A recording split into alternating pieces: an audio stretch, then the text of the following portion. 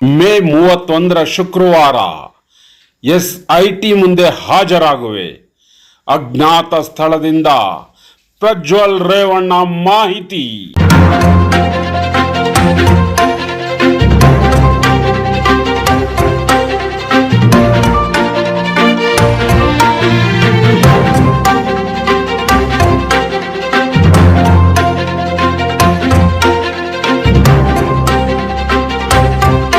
ಎಲ್ಲರಿಗೂ ನಮಸ್ಕಾರ.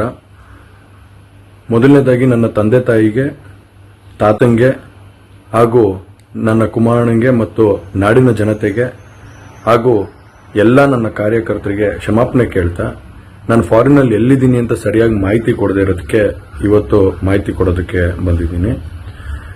ಏನು 26ನೇ ತಾರೀಕು ಚುನಾವಣೆ ನಡೀತು. 26ನೇ ತಾರೀಕು ಚುನಾವಣೆ ನಡೆದಂಥ ಸಂದರ್ಭದಲ್ಲಿ ಅವತ್ತು ನನ್ನ ಮೇಲೆ ಯಾವುದೇ ರೀತಿ ಒಂದು ಪ್ರಕರಣ ಆಗಲಿ, ಯಾವುದೇ ಒಂದು ಕೇಸ್ ಆಗಲಿ ಏನೂ ಇರಲಿಲ್ಲ. SITನೂ ಕೂಡ ರಚನೆ ಆಗಿರಲಿಲ್ಲ. ಈ 26ನೇ ತಾರೀಕು ನಾನು ಫಾರಿನ್ ಹೋಗೋದು ಕೂಡ ಇದು ಮುಂಚೆನೆ ಪ್ರೀ ಪ್ಲಾನ್ ಆಗಿತ್ತು. ಹಾಗಾಗಿ ನಾನು ಫಾರಿನ್ ಹೊರಟಾದ ಮೇಲೆ 3-4 ದಿನದ ನಂತರ ನಾನು ಯೂಟ್ಯೂಬ್ ನೋಡುವಂಥ ಸಂದರ್ಭದಲ್ಲಿ, ನ್ಯೂಸ್ ಚಾನೆಲ್ ನೋಡುವಂಥ ಸಂದರ್ಭದಲ್ಲಿ ನನಗೆ ಈ ಮಾಹಿತಿ ದೊರಕುವಂಥ ಕೆಲಸ ಆಯಿತು. ಮಾಹಿತಿ ದೊರಕಿದ ಮೇಲೆ ನಂತರ SITನೂ ಕೂಡ ಏನು ಒಂದು ನೋಟಿಸ್ ಕೊಡುವಂಥ ಕೆಲಸ ಮಾಡಿತು. ಆ SIT ನೋಟಿಸ್ಗೂ ಕೂಡ ನಾನು ಎಕ್ಸ್ ಖಾತೆ ಮುಖಾಂತರ ಮತ್ತು ನನ್ನ ಲಾಯರ್ ಮುಖಾಂತರ ನಾನು 7 ದಿನ ಸಮಯ ಅವಕಾಶ ಕೇಳಿದ್ದೆ. 7 ದಿನ ಸಮಯ ಅವಕಾಶ ಕೇಳಿದ ಮೇಲೆ ಕೂಡ ಅದು ಮಾರನೇ ದಿನನೇ ಏನು ಕಾಂಗ್ರೆಸ್ಸಿನ ಹಿರಿಯ ನಾಯಕರಾದಂಥ ರಾಹುಲ್ ಗಾಂಧಿ ಅವರು ಮತ್ತು ಹಾಗೂ ಎಲ್ಲ ಹಿರಿಯ ನಾಯಕರುಗಳು ಏನು ಓಪನ್ ವೇದಿಕೆಗಳಲ್ಲಿ ಈ ಒಂದು ವಿಚಾರಗಳನ್ನ ಪ್ರಚಾರ ಮಾಡೋದಕ್ಕೆ ಪ್ರಾರಂಭ ಮಾಡಿದ್ರು, ಚರ್ಚೆ ಮಾಡೋದಕ್ಕೆ ಪ್ರಾರಂಭ ಮಾಡಿದ್ರು, ಒಂದು ರಾಜಕೀಯದ ಪಿತೂರಿ ಮಾಡುವಂತ ಕೆಲಸನ ಮಾಡಿದ್ರು. ಇದೆಲ್ಲ ನೋಡಿದಂತ ಸಂದರ್ಭದಲ್ಲಿ ನಾನು ಡಿಪ್ರೆಷನ್ಗೆ ಹೋಗುವಂತ ಕೆಲಸ ಆಯಿತು, ಐಸೋಲೇಷನ್ಗೆ ಹೋಗುವಂತ ಕೆಲಸ ಮಾಡಿಕೊಂಡೆ. ಹಾಗಾಗಿ ನಾನು ಮೊದಲನೇದಾಗಿ ನಿಮ್ಮೆಲ್ಲರನ್ನೂ ಕ್ಷಮಾಪಣೆ ಕೇಳಿದೆ, ದಯವಿಟ್ಟು ಕ್ಷಮಿಸಿ ಅಂತ ಕೇಳಿದೆ ನಾನು. ಅದಾದ ನಂತರ ಹಾಸನಲ್ಲೂ ಕೂಡ ಕೆಲವು ಶಕ್ತಿಗಳು ಎಲ್ಲ ಒಟ್ಟಿಗೆ ಸೇರ್ಕೊಂಡು ಇವತ್ತು ನನ್ನ ಮೇಲೆ ರಾಜಕೀಯದ ಒಂದು ಪಿತೂರಿ ಮಾಡುವಂತ ಕೆಲಸ ಮಾಡೋವಂಥದ್ದು ಇರ್ಬೋದು. ರಾಜಕೀಯವಾಗಿ ನಾನು ಏನು ಬೆಳೀತಾ ಇದ್ದೀನಿ, ನನ್ನ ಕುಗ್ಗಿಸ್ಬೇಕು ಅನ್ನೋ ಒಂದು ರೀತಿಯಲ್ಲಿ ಇವತ್ತು ಏನೇನೋ ಒಂದು ಪ್ರಕರಣಗಳಲ್ಲಿ ಅವರು ಎಲ್ಲರೂ ಕೂಡ ಒಂದು ಭಾಗಿಯಾಗುವಂತ ಕೆಲಸಗಳನ್ನ ಮಾಡಿಕೊಂಡ್ರು. ಹಾಗಾಗಿ ಇವನ್ನೆಲ್ಲ ನೋಡಿದಂತ ಸಂದರ್ಭದಲ್ಲಿ ಇದ್ದಿದ್ದು ಇನ್ನ ಒಂದು ಆಘಾತ ಆಗುವಂತ ಕೆಲಸ ಆಗಿ ನಾನೇ ಒಂಚೂರು ದೂರ ಇದ್ದೆ. ಹಾಗಾಗಿ ಯಾರು ಕೂಡ ಇದ್ರ ಬಗ್ಗೆ ತಪ್ಪು ತಿಳಿಯೋದು ಬೇಡ.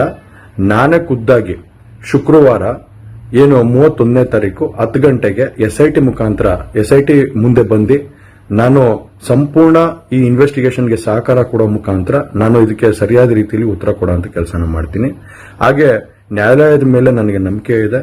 ಖಂಡಿತವಾಗ್ಲೂ ಕೂಡ ನಾನು ಈ ಒಂದು ಏನು ಸುಳ್ಳಿನ ಪ್ರಕರಣಗಳಿದಾವೆ, ಈ ಸುಳ್ಳು ಪ್ರಕರಣದಿಂದ ಆಚೆ ಬರುವಂತ ಕೆಲಸನ ನ್ಯಾಯಾಲಯದ ಮುಖಾಂತರನೇ ಮಾಡ್ಕೋತೀನಿ ಅನ್ನೋ ಒಂದು ನಂಬಿಕೆ ನನ್ನಲ್ಲಿ ಏನಿದೆ. ಹಾಗೂ ದೇವರ ಆಶೀರ್ವಾದ ಮತ್ತು ಜನರ ಆಶೀರ್ವಾದ, ನನ್ನ ಕುಟುಂಬದ ಆಶೀರ್ವಾದ ನನ್ನ ಮೇಲೆ ಇರಲಿ. ಖಂಡಿತವಾಗ್ಲೂ ನಾನು ಈ 31ನೇ ತಾರೀಕು ಶುಕ್ರವಾರ ನಾನು SIT ಮುಂದೆ ಬರ್ತೀನಿ. ಬಂದ ನಂತರ ನಾನು ಇದಕ್ಕೆಲ್ಲದಕ್ಕೂ ಕೂಡ ಈ ಒಂದು ಇದಕ್ಕೆ ತಲೆ ಎಳೆಯುವಂತ ಕೆಲಸನ ಮಾಡ್ತೀನಿ. ನನ್ನ ಮೇಲೆ ನಂಬಿಕೆ ಇರಲಿ ಅಂತ ಹೇಳಿ ನಿಮ್ನೆಲ್ಲರನ್ನೂ ಕೋರ್ತಾ ನಾನು ಧನ್ಯವಾದ ಹೇಳಕ್ಕೆ ಇಷ್ಟಪಡ್ತೀನಿ. ಧನ್ಯವಾದ. ನಾನು ಏನು ಪ್ರಜ್ವಲ್ ರೇವಣ್ಣ ಅವರು ವಿಡಿಯೋ ಮೂಲಕ ಇವತ್ತು ಕಳಿಸಿದ್ದಾರೆ.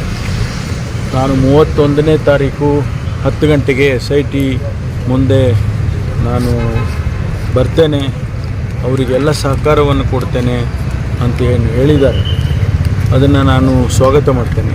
ಯಾಕೆಂದರೆ ನಾವು ಈಗಾಗಲೇ ತಮಗೆಲ್ಲ ಗೊತ್ತಿದ್ದಾಗೆ ಕರ್ನಾಟಕದ ಇತಿಹಾಸದಲ್ಲೇನೇ ಇಂಥ ಒಂದು ಘಟನೆ ನಡೆದಿರಲಿಲ್ಲ ಅನ್ನುವಂಥದ್ದನ್ನು ಇಡೀ ಜನತೆ ಮಾತಾಡ್ತಕ್ಕಂಥ ಈ ಸಂದರ್ಭದಲ್ಲಿ ಅವರನ್ನು ಕರ್ಕೊಂಡು ಬರಬೇಕು ಅಂತ ಹೇಳಿ ಎಲ್ಲ ರೀತಿಯ ಪ್ರಯತ್ನ ನಡೀತಾ ಇತ್ತು. ಪ್ರಧಾನಮಂತ್ರಿಗಳಿಗೆ ಮುಖ್ಯಮಂತ್ರಿಗಳು ಪತ್ರ ಬರೆದರು, 2 ಬಾರಿ ಪತ್ರ ಬರೆದರು. ಮತ್ತು ನಾವು CBIಗೆ ರಿಕ್ವೆಸ್ಟ್ ಮಾಡಿಕೊಂಡು ಅಲ್ಲಿಂದ ಇಂಟರ್ಪೋಲಿಗೆ ರಿಕ್ವೆಸ್ಟ್ ಮಾಡಿ ಬ್ಲೂ ಕಾರ್ನರ್ ನೋಟಿಸನ್ನು ಕೊಡುವಂತೆ ಅವರಿಗೆ ನಾವು ರಿಕ್ವೆಸ್ಟ್ ಮಾಡಿಕೊಂಡಿದ್ದು, ಅವರು ಇಶ್ಯೂನೂ ಮಾಡಿದರು. ಆ ಪ್ರಕ್ರಿಯೆ ಕೂಡ ನಡೀತಾ ಇತ್ತು. ನಾವು ಕೇಂದ್ರ ಸರ್ಕಾರಕ್ಕೆ ಅವರ ಡಿಪ್ಲೊಮ್ಯಾಟಿಕ್ ಪಾಸ್ಪೋರ್ಟನ್ನು ಕ್ಯಾನ್ಸಲ್ ಮಾಡಿ ಅವರನ್ನು ಆದಷ್ಟು ಶೀಘ್ರವಾಗಿ ಇಲ್ಲಿಗೆ ಕರೆತರೋದಕ್ಕೆ ಕೇಂದ್ರ ಸರ್ಕಾರ ಸಹಾಯ ಮಾಡಬೇಕು ಅಂತ ಕೂಡ ನಾವು ಮನವಿಯನ್ನು ಮಾಡಿದ್ದು. ಮೊನ್ನೆ ತಾನೇ ಕೇಂದ್ರದ ವಿದೇಶಾಂಗ ಸಚಿವರು ಕೂಡ ನಾವು ಅದಕ್ಕೆ ಪ್ರಕ್ರಿಯೆಯನ್ನು ಪ್ರಾರಂಭ ಮಾಡಿದ್ದೇವೆ, ಪ್ರೋಸೆಸ್ ಪ್ರಾರಂಭ ಮಾಡಿದ್ದೇವೆ. ಪಾಸ್ಪೋರ್ಟನ್ನು ಕ್ಯಾನ್ಸಲ್ ಮಾಡೋದಕ್ಕೆ ಅಂತ ಕೂಡ ಅವರು ಹೇಳಿಕೆಯನ್ನು ಕೊಟ್ಟಿದ್ದರು.